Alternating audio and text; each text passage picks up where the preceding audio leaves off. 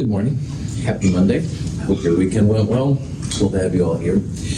Today, as you know, big day of the midterm exam, so that'll be the thing. We won't talk about problem set 6 or anything like that. Midterm exam 2, chapters 9, 10, and 11. So 9 was the gas laws, 10 was intermolecular forces, solids and liquids, and now chapter 11, solutions, the types of concentration, stuff like that. The format of the midterm will be super similar to what it was for the first midterm. 20 multiple choice questions, 3 short answer questions. You can absolutely bring in a note sheet.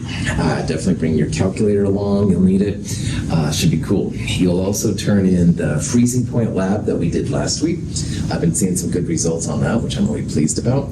Exam prep 2 worksheet is due. That's a 1-page double-sided question shown, answer, show your work how to go from question to answer. And then afterwards, we'll do the kinetics 1 in class lab, which is not a very difficult lab to do. We're going to start talking about the speed of reactions. That's what kinetics is. And this will be a great way to talk about how chemists think about how fast reactions go, stuff like that. Cool. A couple of quick other announcements. Bradley asked about this, which is good. Next Monday will be the day of class presentations. So next Monday in lab, we won't have a lab. We won't talk about problem set 6. Everybody will give their class presentations, turn in your paper, stuff like that. Problem set 6 will be due 2 weeks from today. Yeah. And then finally, Catherine has brought along some gummy bears today. So at the end of lab, if all goes well, we're going to do kind of a cool demonstration throwing gummy bears and potassium chlorate. Anyway, it's kind of fun. Shows you the power of what is in a gummy bear. If you eat a gummy bear, kind of gives you energy. You're going to see energy manifested and stuff in this reaction, which is pretty cool. So I'm pretty excited about it. If you want to stick around for it, it's cool. I would recommend it. Any questions, any of this kind of stuff? Cool. All right, so we're going to go through some more questions. This is one we actually ended up with on Friday, and I'm just going to show the answers because we're going to use these answers here coming up. And this was a question where you wanted to find the mole fraction of ethanol, and the methanol is in water. And so to answer this question, you take the grams of both components and turn them into moles using the molar mass. So water, H2O, 2 hydrogens, 1 oxygen, on the periodic table about 18 grams per mole. And ethanol, when you figure that out, is about 46 grams per mole. So we found the moles here. And then mole fraction is always moles of what you're looking at on top divided by total moles. Mole fraction is always a number between 0 and 1. It'll never be smaller and it'll never be larger. In this case, moles of ethanol goes on top because we want the mole fraction of ethanol. You divide by the total moles. So that's not only moles of water, but it's also moles of the ethanol in this case. So when you get this, you get an answer of 0.12. Write these numbers down. We're going to use these moles and stuff here in a little bit. We're going to go through several questions which are similar. And if you don't have to keep figuring out the moles, of course, that would be cool. Any questions on mole fraction? Awesome. So here's a question now. Same amount, 92 grams of ethanol, 270 grams of water. And the question is, what's the weight percent of ethanol? So while the last one was moles over total moles, this one is mass or weight over total mass or weight. And this one you do multiply by 100%, by the way. So see if you can figure out what the weight percent of ethanol is in the solution. After a little bit here, we'll talk about how to solve it.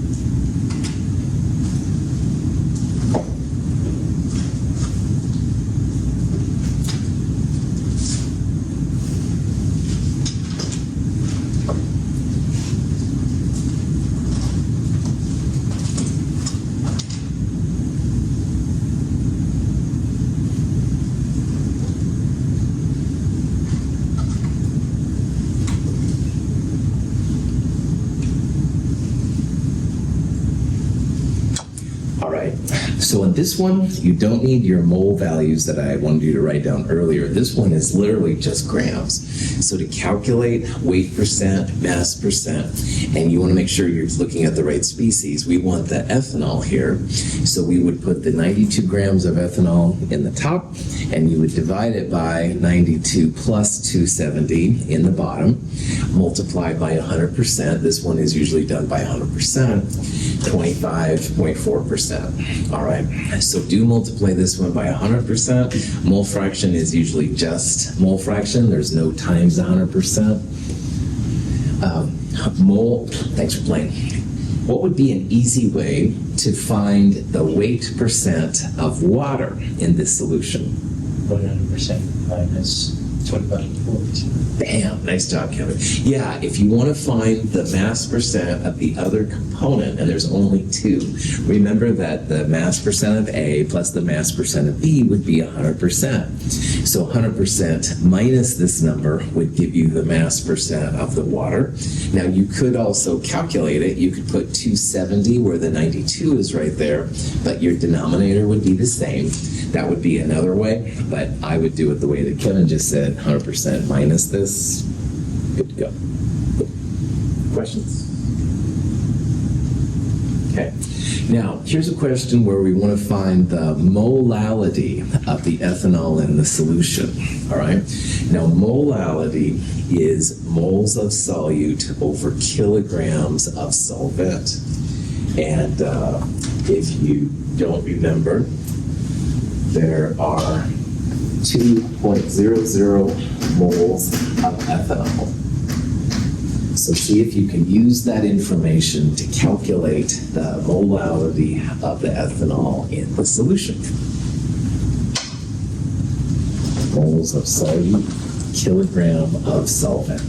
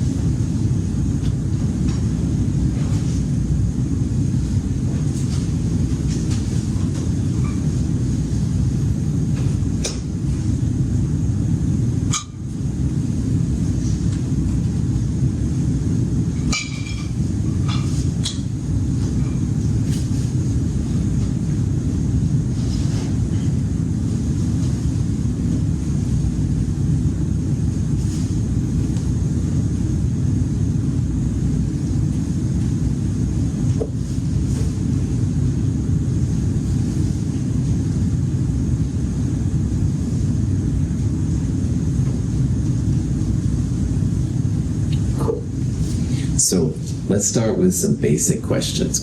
How many grams in a kilogram? 1,000, all right? So we have 270 grams of water that we have to convert it to kilograms. Are we going to multiply by 1,000 or divide by 1,000? Divide, right on.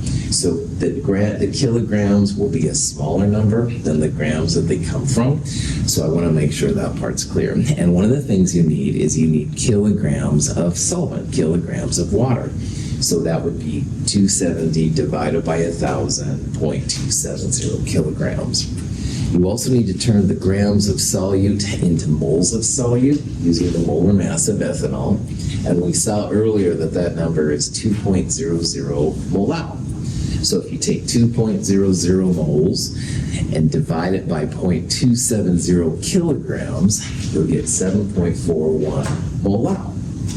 So that's how you would do this kind of problem. Any questions on that? Okay, now, if you see a density of the solution, that probably means you're going to take molality, weight percent, or mole fraction, and turn them into molarity, or vice versa, all right? And the reason for it is that molarity has moles of solute in the top, and that's cool, we already got that number, but it has liters of solution in the bottom. All right, and so we have to turn not solute and solvent, but solution, which is both, to put them together. And that density, we have to turn it from grams into milliliters first, and then milliliters to liters. So in this question, we want the molarity of the ethanol. And it's going to be this number, moles of solute on the top, and you're going to divide by the liters of solution. So what I would do here is I would add these two masses together. That'll be the grams of your solution, the solute plus solvent. Then you can take the density and turn the grams into milliliters, and finally turn the milliliters into liters. And this number of the moles divided by that liters will give you the molarity. So see if you can do that. We'll talk about it here in a little bit.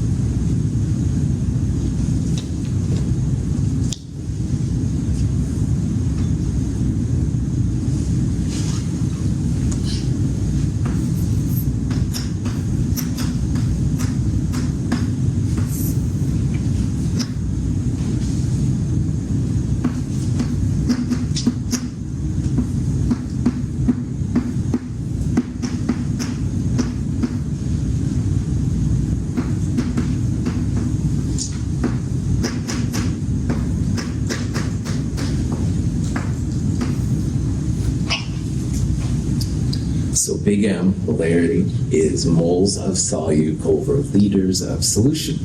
So the moles of ethanol that we've been using is the same number on top, no problem there.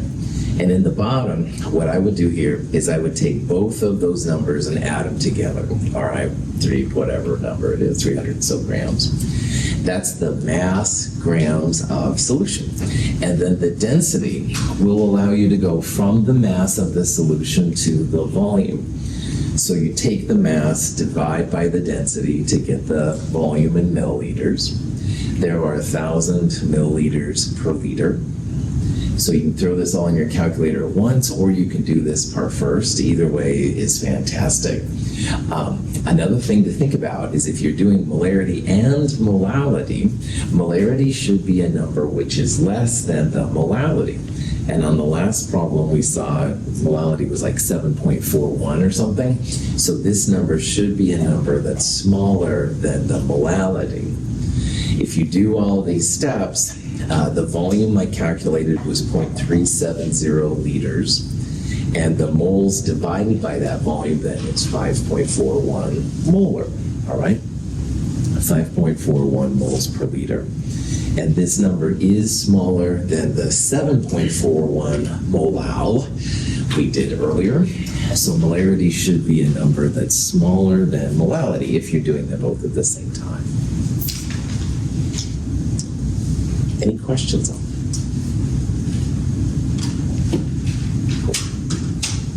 Okay, here's a question where we're going from molarity to mole fraction, all right? This is going to be the same kind of problem, except now we're starting with molarity, the answer from the last one, and turning it into a mole fraction, all right? And there's a lot of information here. This number, 0.801 molar, that's the molarity. And what I would do here is I would assume that you have 1 liter of solution. If you have a liter of solution, then you have 0.801 grams. And you can turn, 0.801 moles, I'm sorry. And you can turn the moles into grams using the molarity of the grams per mole of ethanol. And a liter, which is 1,000 milliliters, you can turn into mass of ethanol. So if you subtract the mass of the ethanol from this number, you'll get the mass of just the water, which you can turn into moles to find the mole fraction. And finally, mole fraction, always a number between 0 and 1. And a lot of these numbers on here don't qualify. So for all of these things, see if you can figure out what the answer is going to be. We'll talk about it here in a little bit.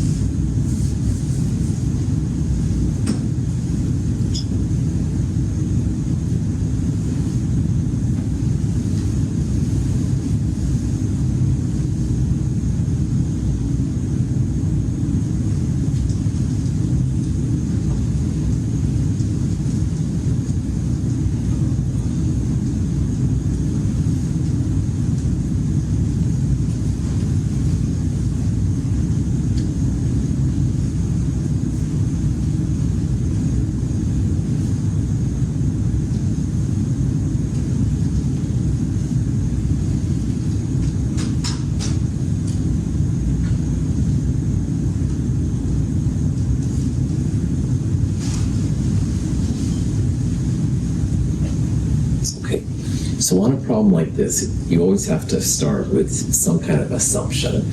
And so, for example, on molality, you start with a kilogram of solvent. With weight percent, you can assume 100 grams total, that kind of stuff.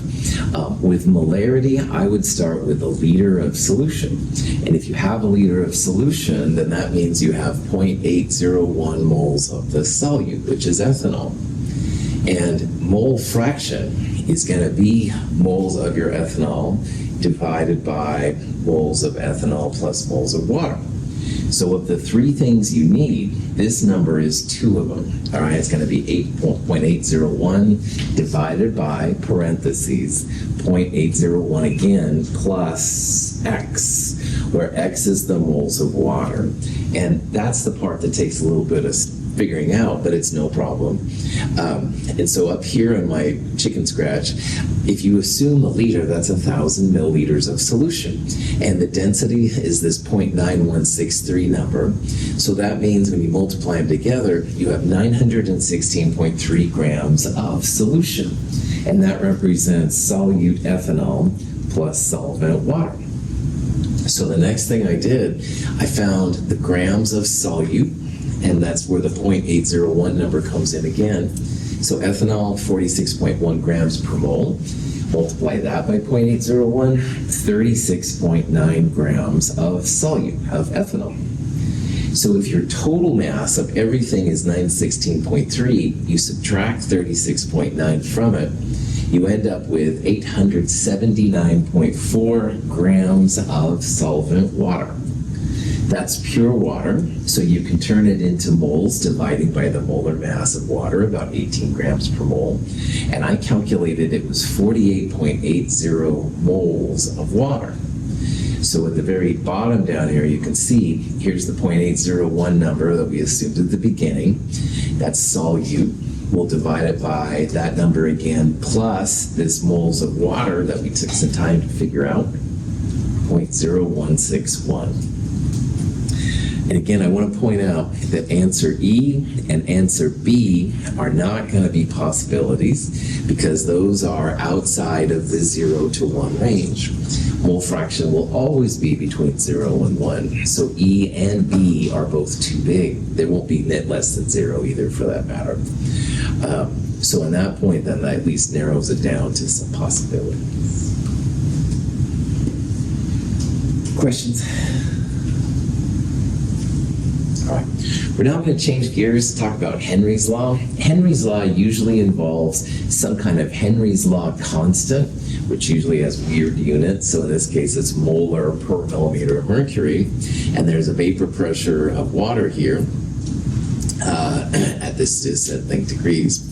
And we want to see, we have a total pressure of 1 atmosphere. And that's a combination of water, this number right here, and N2. So what you want to do is you want to get just the pressure of the N2, all right? So 1 atmosphere, turn it into millimeters of mercury and subtract the water, and then multiply it by this number to get one of these answers right here. So this is not as crazy of a problem as the one we just went through. See if you can do that and see if any of those answers there make sense.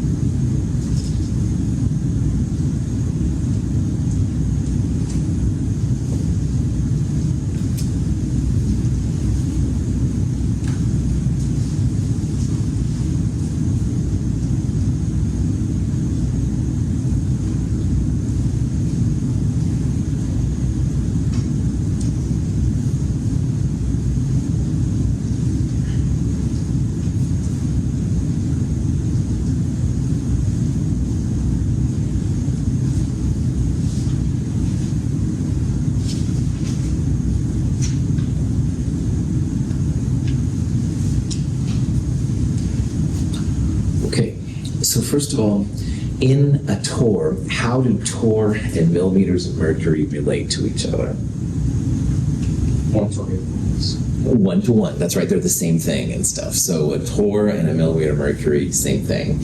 So this would be 107 millimeters of mercury. No problem. How many millimeters of mercury in an atmosphere? 7 minutes. 760. Nice job. Well done. So we have a total of 760 millimeters of mercury. That's what that's saying, okay?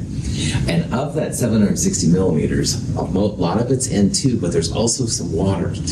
Gases mix really well together. So it tells you that at that temperature, this is the pressure of your water. So the first thing you've got to do is take that 760 and subtract 107 from it. You want just the N2 pressure, all right? That's how Henry's law like rolls and stuff. But once you have that number, then you just multiply it by this weird number, which is the Henry's law constant for N2. If you do that, you get answer A, all right? So you can see right here, here's 1 atmosphere, or 760 millimeters. Subtract the pressure of just the water to get the pressure of the nitrogen, this number right here, and then multiply that by the Henry's law constant. That's the solubility of nitrogen gas at that particular pressure. So, any questions on that? Okay, here we have a question where we have a vapor pressure lowering question. Raoult's law is the fancy way of saying it. We've got iodine we're placing in carbon tetrachloride. So iodine is the solute and carbon tetrachloride is the solvent. And the solvent has a vapor pressure over it, which is normally this number. And it says, what's the vapor pressure of the CCl4 in the solution? Now, iodine is the blocker. It's blocking the CCl4 liquid molecules from going to the gas phase. So you need to find the mole fraction of the solvent, the mole fraction of CCl4, and you'll multiply it by the pressure of CCl4 when it's pure. See if you can get the answer. It's going to be a number less than the vapor pressure of the pure solvent, so it should be less than 504. See if you can figure that out.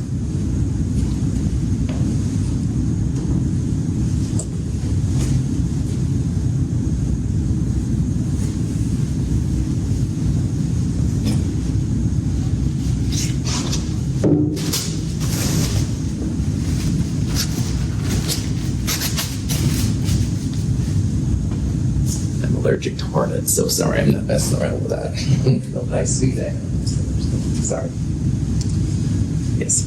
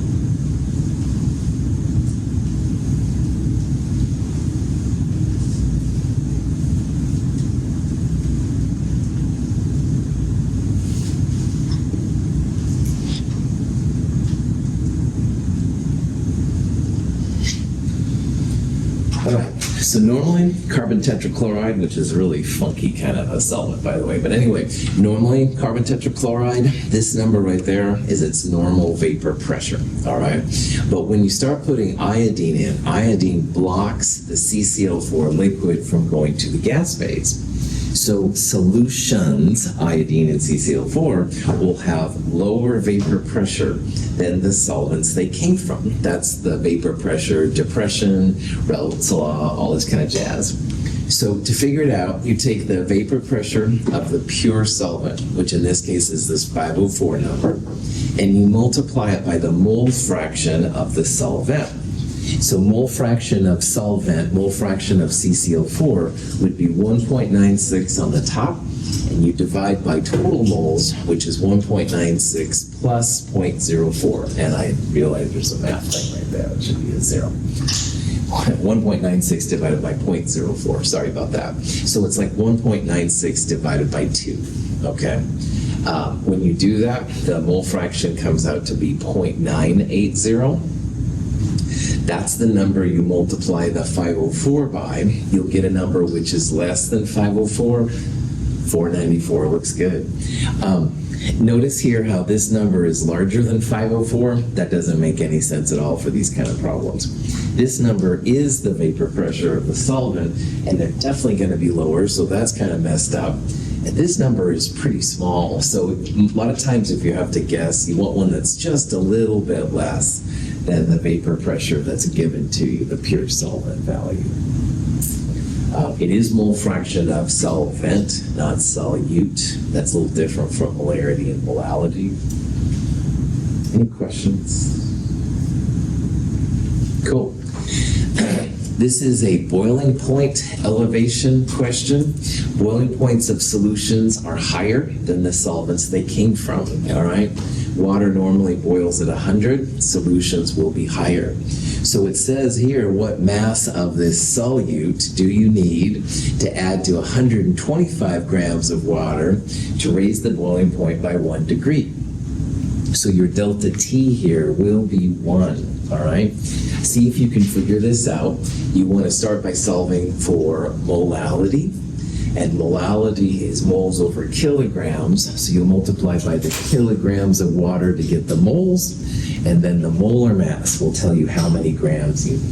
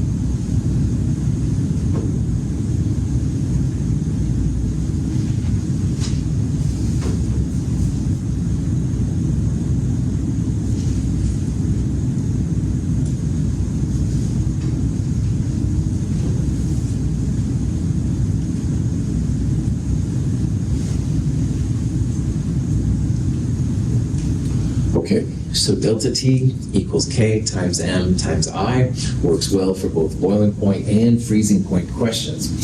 This is a boiling point, so we'll have a boiling point constant K, but otherwise it's pretty chill. I is usually going to be equal to 1. Only time it's not is if you have an ionic compound where there's like a metal and a non-metal. But this is water, ethylene glycol, organic things. I is going to be 1. So your delta T goes on top, which is 1 degrees.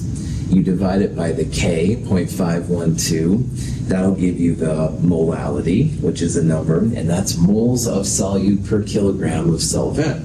So if you multiply by kilograms, that number divided by 1,000, 0.125 kilograms, that gives you moles of solute, and moles of solute times molar mass, that number right there will give you the grams of your solute. So you throw all that together, 15.1 grams of ethylene glycol in 125 grams of water will raise your boiling point by 1 degree Celsius. Cool. Any questions? If this was a freezing point question, you'd have a different K, a freezing point constant, but that would be given to you. The delta T would be how much the solution was lowered, but it's the same value. I would just absolute value it. Same kind of problem. So, remembering that that little I can be important. The question here is which of these will have the higher boiling point? And I'm just going to talk about it. Boiling points are going to go up dependent on K, M, and I. And K is going to be the same because it's based on the solvent. So normally you'd say the molality, the bigger molality would have the higher boiling point. So normally you'd say this number, which is bigger, this would have a higher boiling point. But that little I is that Van Hoff factor. And that's how many pieces you have. And those ionic compounds in water will dissociate to their ions. So NaCl will break up into Na plus and Cl minus. Your I factor there is going to be 2. So I factor of 2 times 0.10 is 0.20. And that's higher than 0.15. Sugar, like most organic things, just stays together. So believe it or not, actually, answer A is right. Even though it's a smaller molality, that I factor will make the delta T bigger. That's the thing you have to pay attention to. And again, most of the time, I is going to be 1. Sugar, ethylene glycol, ethanol, acetone, caffeine, LSD. Just say no, kids. But anyway, they're all just going to be 1. Anything organic is going to be 1. But metals and non-metals, things to the left of the metalloid line with something up and to the right, think about the I factor. Is that cool? Okay. This is a boiling point question. The boiling point of the solution will be higher. I'm kind of running out of time here, so I think I'll just start explaining problems. So this is a problem where delta T equals K times M times I. You do have an I factor here because sodium chloride is going to have it. So what I would do is if I'd find your delta T, that equals K, this number. You've got to find molality, which will be the moles of sodium chloride. So this divided by that will give you the moles. Kilograms of water would be this number divided by 1,000. So moles of NaCl over 0.5 would give you the molality. But there is a factor of 2 because of that sodium chloride. So when you do all these things together, you end up with a delta T, when if you include that 2 factor, of 1.02 degrees Celsius. And water normally boils at 100, so that means that 100 plus 1.02, or this number, would be the boiling point of your solution. Okay. Cool. Any questions on that? Chemists don't like degrees Kelvin. This is where chemists and other fields sometimes get into interesting arguments. So if you see degrees Kelvin, it probably is a joke in my world. I have a strange sense of humor, I know. This question is an example of a freezing point question. The solution has a freezing point in water, which is this much less than 0. So remember, water freezes at 0. So your delta T here would essentially be, I would call it positive 0.762. It's 0.762 degrees lower than water's normal freezing point. So this is a question where you want to find the molar mass like we did in the lab from last week. And there's a couple different ways you could do it. You could use that all-in-one equation, or you could use the fact that the delta T, this number, divided by K will give you the molality, and molality times kilograms of solvent, which would be this divided by 1,000, will give you the moles. And then the grams divided by that number will give you the molar mass. Either way is fine. Molar mass in this case comes out to be 122, all right?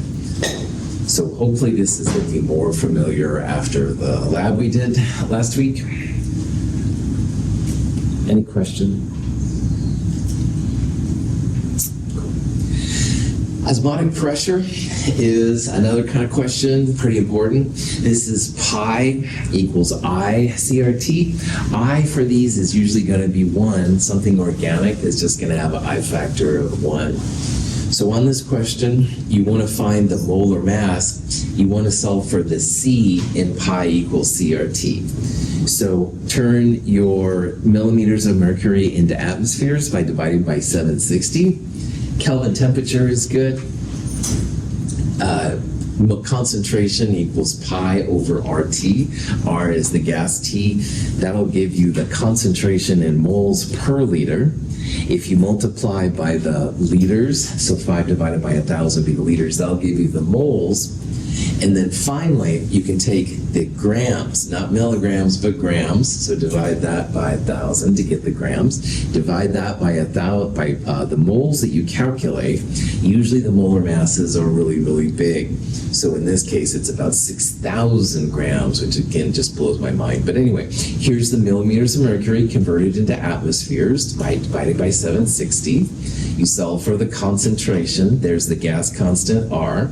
That's moles per liter, so multiply by the liters that you're using. So 5 milliliters divided by 1,000, that's where that number came from.